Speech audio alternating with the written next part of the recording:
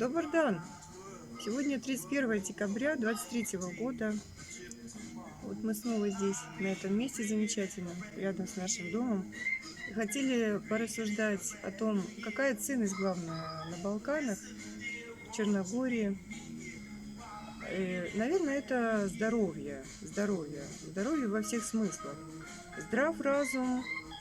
Первый, кто это заметил, Аристотель описал. Здрав разум – это когда люди думают о вещах так, как они есть, и действуют в соответствии с ситуацией. Здрав разум. На самом деле вы понимаете, что это не так просто схватить, что такое здрав разум. И вот на русском языке нет понятия здрав разум, есть понятие здравый смысл. Но очевидно, что здравый смысл – это совершенно что-то другое, это абстрактное. Он ничей, это просто смысл. Может ли смысл быть здоровым или нездоровым? Он просто смысл.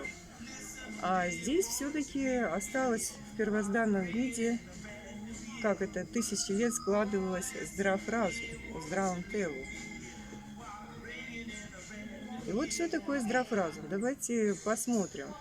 Многие люди, которые занимаются искусственным интеллектом сегодня, они говорят, что вот искусственный интеллект не может понять, что такое здрав разум. И, в общем-то, он сводится к тому, что такое любовь, что такое счастье. И вот, на мой взгляд, здрав разум – это что-то, что ускользает от современного мира, в том числе от искусственного интеллекта, как от плода современного мира. Человек – это говорящее существо, то есть жизнь человека управляется словами, слово. То есть от того, как вы выстроите ваши слова, от того, что вы скажете себе и что вы скажете другим людям, зависит, программируется ваша жизнь.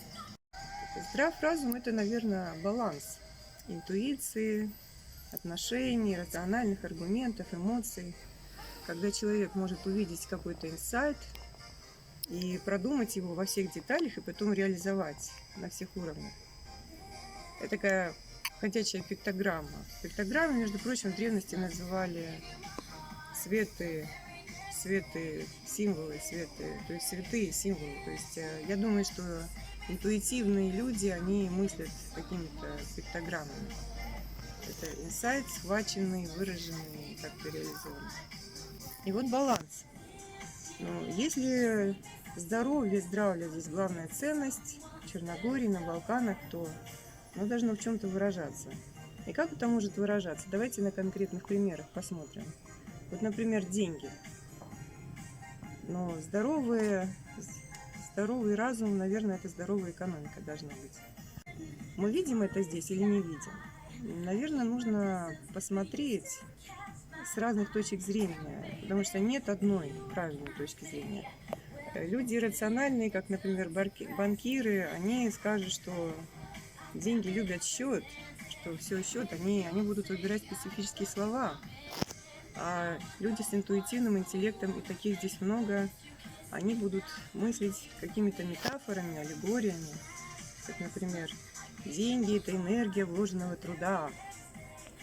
А люди этического интеллекта, которые строят отношения, гармонию во всем, среди людей, долговременное, кратковременное, они, наверное, скажут вам, что деньги ходят кошачьими шагами, и важно не спугнуть, потому что деньги приносят люди, и с людьми нужно быть обходительными. И это они здесь умеют делать прекрасно. И люди эмоциональные, они, наверное, скажут про деньги, что это кровь в организме экономики. И каждый из них будет прав по-своему, у каждого из них есть здрав разум. И все это есть здесь, на Балканах. Все 4 типа здесь есть, они здесь сосуществуют в каком-то балансе, в какой-то гармонии. И это здоровье. Наверное, для развития этого понадобится еще какое-то время. Мне кажется, что мы здесь оказались очень вовремя, в самом начале какого-то пути. И пиктограммы – это древнее письмо на Балканах, которое было принято, вот эти иероглифы, из которых потом кириллица получилась. Я думаю, что приходит время схватить не просто тексты, не просто картинки, а все вместе, и превратить это в некий продукт.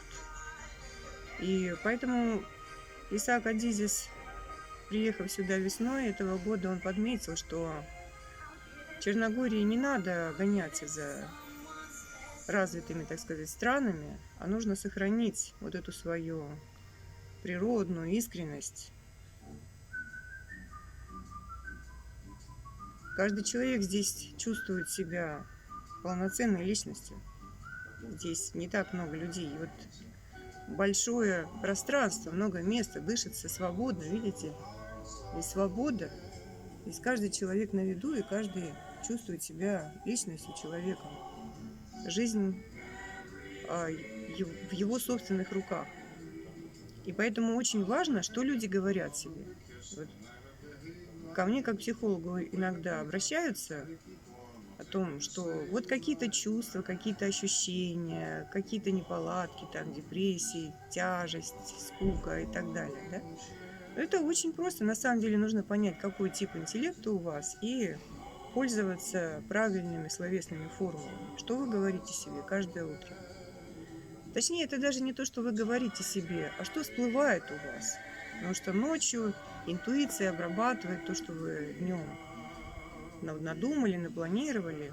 Нужно, чтобы все 4 функции сознания, все 4 поведенческие установки у вас, помноженные на вашу энергию, чтобы они работали. Из этого проистекает какой-то процесс креативности.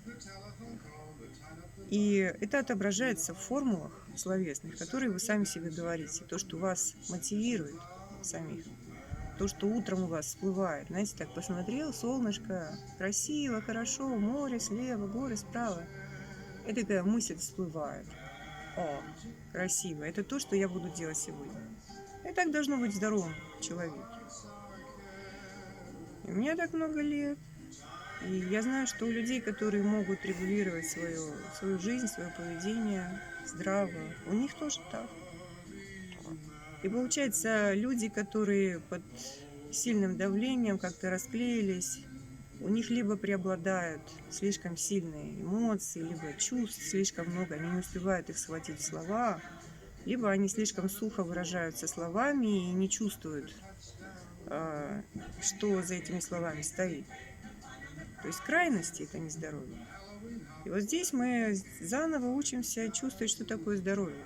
Здесь реально есть такая вещь, как психологический туризм, там, ретриты всякие, я не знаю, как там, сами смотрите, как назвать. Но если вам важно здоровье во всех смыслах, здоровый дух, душа, здрав разум, в здравом телу, добро пожаловать сюда.